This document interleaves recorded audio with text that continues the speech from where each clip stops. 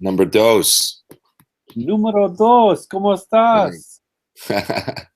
He's good. He's big, healthy, um, talks a lot. He's happy. All right. He's a good little baby. All right. And big sister still enjoys being big sister? Oh yeah, she loves it. Alana's a great big sister, and she's very helpful, and we have a lot of fun. Alana, do you like being a big sister? Her mouth's full, but she said yes. Got it. So maybe let's just do a catch up. So what's been going on with Alana and her fantastic development in the last, I don't know how many weeks? Yeah, no, it's been a couple weeks. I was gone for a week. You know, that's the first time that I've been away from the kids that long when I was in Turkey. And when I came back, I couldn't believe how big she looked. Right? And same thing with Logan. But Alana's doing great. Her school is on spring break, so she hasn't been to her Spanish class in a couple of weeks, unfortunately. Mm-hmm. But what you're going to do? She's playing board games. A friend of ours, actually, Nick Slepko, Mm-hmm. was very kind to Lana and got her a whole bunch of board games and stickers and art when we saw him in Vegas a few weeks ago. And Alana's been digging into crafts and making puppets.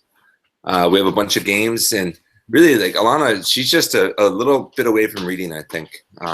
Wonderful. She's drawing words or drawing letters. She's memorized a few words like pig, even though she misspells it here and there. Mm-hmm. I feel like it's just a few months away. Does she spell her own name? Yeah, oh yeah, for a long time. Okay, great. Doing that for a long time. If anything, I feel like with having Logan around, just being busier and having an infant, we haven't been able to give Alana as much attention as we would like on specifics of reading and what have you. So something we need to do a better job of, but she continues to make progress without us. So, well, it sounds like she initiates a lot of learning herself already. Would you say that's accurate? Oh, definitely. She's constantly learning. Like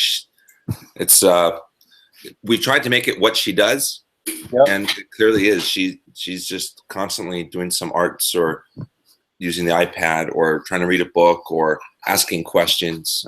Why is her new question? She asks it for everything, and I think that's great. So I want to give you some context. I've met another woman who homeschooled her sons, and they're now mostly grown teenagers, and they basically educate themselves. Are fabulous, well-behaved, healthy, and so forth. And I'm thinking of maybe doing a video series with her and with you, and maybe wrapping the two up together. Sure. I think that there are replicable ways that we can help parents develop their children so that they really become natural learners and healthy, happy people. And I think it's a matter of creating a community where we talk about this. Some of the things she likes to talk about are peaceful parenting. Are you familiar with the term peaceful parenting? Oh, definitely. Yeah, that's what we try to do. Right, very much so. And so and then we extend it.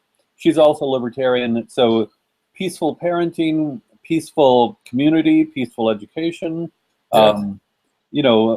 Ultimately creating a whole peaceful world. And I think you and I and her and several more. I've got a few more in my network.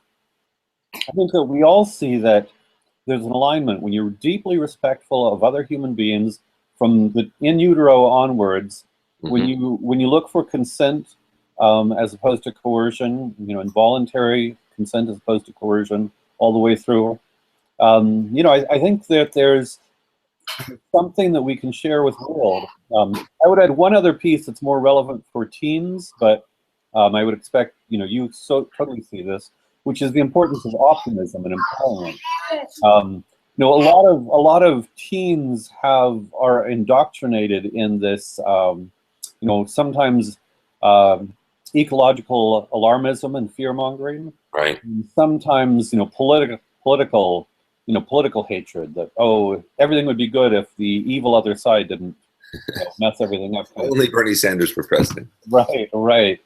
And so I think outside of and then there are kind of autistic libertarians who are not terribly interested in these kind of issues. And there are also people who are more progressive leaning, but who really understand the peaceful parenting. And I know some of them who, although their instincts are very much progressive, understand that peaceful parenting should extend to peaceful schooling, and that that's impossible in a government system. Right. That should extend to peaceful community, and they kind of get an inkling that, you know, government's not very friendly towards peaceful community either. And so I see really a transpartisan community. And so some of this is Great. I'm thinking of also online resources. I'm thinking, have you ever developed a forum? Have you ever done an online forum? I've participated in a mixed martial arts forum since like 2003. Right, and I'm not sure forum is the best medium, but I don't want to hold it on Facebook because then Facebook owns it and it's captured and so forth. Right. So I'm looking at a forum. The other thing is, I would see this as something where you know, at some point there's a free aspect, but at some point people also will be paid for paying benefits. But I think there's a lot of them having to, you know, all of the materials collectively developed. Very sweet, Alana. Very sweet, Alana. You love your daddy? You love your daddy? Yeah. She's a little shy, but you know, being a part of this family, she wants to be in on that camera. That's wonderful. I always tell people that the most significant thing that I'll ever do in my life is raise my kids peacefully. Yeah. Like, I believe that. That is the one thing that we can do to leave behind or to make the world a better place, is to have children who principally respect the rights of others, in contrast to everyone else on this planet. Yeah. So that's, I mean, and we're not, I guess, perfect, peaceful parents. I read, you know, articles here and there saying don't do this, do that, and maybe we fall a little short of the mark, but we don't hit our kids. We don't threaten them with being hit. We try very hard not to mess with their psyche or their emotions or threaten them, or, you know. Right. Like, we just don't do it. And it seems to be working fine. Alana is happy, well-adjusted. She's a pleasure to be around. She's able to step into new situations and be brave. Yep. She makes friends well. And she's all girl. No, she's wonderful. And for me, really, the way to create this is not as an ideology. Sometimes peaceful parenting might come across as an ideology. But really, it's about, wouldn't you want your teen to be happy, healthy, well, spontaneous learner, autodidact, and so forth. I think most realize that get like there, they'd be like, yeah, we're going to sign up. But I think there's not, many of them rely on the establishment, and the establishment is not going to bring us this direction. And so I want to create a community of people who, you know, some of us might have grown, Laurel is this other woman's name. Her kids are mostly grown. You're just starting out. Somebody with your I think we can interview lots of people who are pretty successful, having raised kids, healthy and well, great learners, very confident, and you know, there's kind of that out there. But I feel as if we can provide a more sort of focused version. It's also connects the dots between, you know, peaceful parenting, peaceful relationships, peaceful education, peaceful community. You get it. Make sense? Oh, absolutely. Okay. I would love to do that and be part of it. And I think that a dovetail with everything else we're trying to do with Alana's education and plugging her into other like-minded people, which kind of brings me to what I texted you about when I was at the zoo. So I've taken Alana to the zoo a million times, and it occurred to me the other day as we were there, and we're kind of spending time together because I just got back from Turkey, and you know, we're having a date. And so as we're walking, I always try and find new things to stimulate her, to make her think. So I look at the flower. There was this beautiful flower. And I thought, gee, wouldn't it be cool if we took a picture of every flower that we saw today and then made a blog post, Alana, so you could share the information and we could research about some of the flowers. And she's like, oh, yeah, that sounds great. And it occurred to me it'd be so much easier, especially since she can't write at this point or type, if she could just do like a Snapchat or take her phone, make a 10-second video, send it to her little friend Estella, who's 3.5. 2 or 3 other people privately with saying, "Oh, look at this flower," and then her friend could look at it and say, "Oh, that's really pretty. What kind of is it?" And they could have a little conversation about something and learn, right?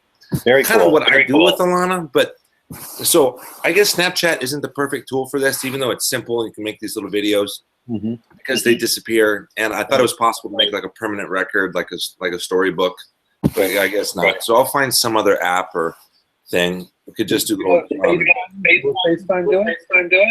I don't know if you can like make like a 30-second blog post, so to speak, and basically upload it the way you can on YouTube or something. I'm not sure if it's YouTube or maybe it's Google Plus actually. Google For it. might be best. Yeah, but it's something that Alana can do off of a iPod or a little or like an old phone. She doesn't need a data plan. She just needs wireless here and there at the home. But she could have like a little video blog. I think that's so cool. That's so cool. Yeah. And I could see that. So, for instance, in this forum, I can imagine a community where say parents of 3-year-olds who want to do this and talk together. Yep. Also say parameters and so forth. I mean, you probably don't want one of the parents showing their kid eating sugar cereal every morning. Right. No, but like a book club. Like Right. every night, it's like, or in the morning, it's like, which books did you read last night? We read Dr. Seuss. It was about green eggs and ham. It was funny. What do you think, Estella? You know? And I would say what are the value propositions of our school is community. Because in essence, we want to serve a community of autodidacts. What's interesting about that is our ideal is the kids learn without us. Like, okay, what are we doing? Yeah. That's just really important. So ideally, you can create, this community of we would parents and then at a more granular community of 3-year-old, let's say book club, learning club, and then you can have this sort of healthy community that could help parents who are wondering about unschooling have access to this. Even if they go to school, like Rob does, you also want this broader community of parents. Yeah. No, I definitely want to get that going for her, and it'd be powerful for her to learn the value of, or to learn a method and the value of learning before she can even read or write, so that it's second nature to her, and writing becomes just one means. Big time. Yeah, and Alana would be great at it. Like, I'm sure she'd want to meet friends who speak in Spanish because her Spanish is pretty good, and she'd want to. I mean, Alana, what are you into? What's your favorite thing to learn about? Building words. Building words. Oh, Whoa. somebody knows the path to my heart.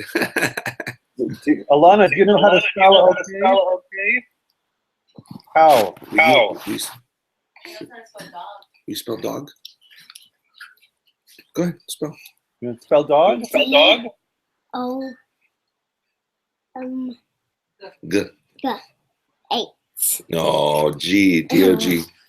Whoa! It's the coffee. She's getting it. Just a little shy. I love the fact that we're building my favorite thing. So congratulations, Alana. I'm so excited to hear you love words. I love words. Oh, I love words, Susie. Thank you. Well, we've got lots of but I've got another call at 11:30. So Okay, sounds good. Sorry I was a bit late, Michael. Back on track. No, very good. And again, sorry I was late. It won't happen again. No problem. Bye-bye. Take care. Bye.